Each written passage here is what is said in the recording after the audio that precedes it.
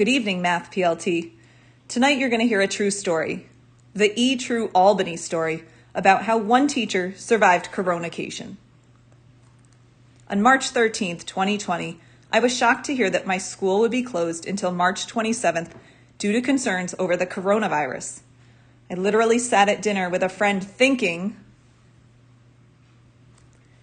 my district had a plan of posting a website for students to visit and do work at their own leisure. I could post review material if I chose, but really I was simply required to just respond to the students and parents during this 2-week break.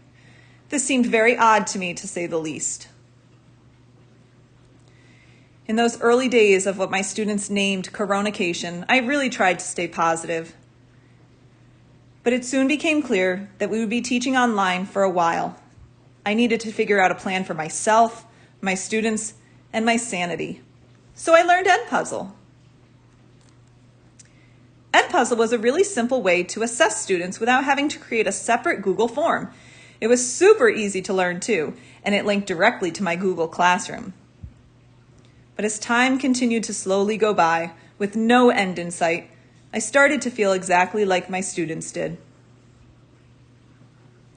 But just 3 days ago, I finally saw the light at the end of the tunnel. We were told how Q4 would be counted and when the last day of instruction will be. Suddenly, I had a burst of energy and scheduled my last few assignments to my Google Classroom. Is coronation over yet?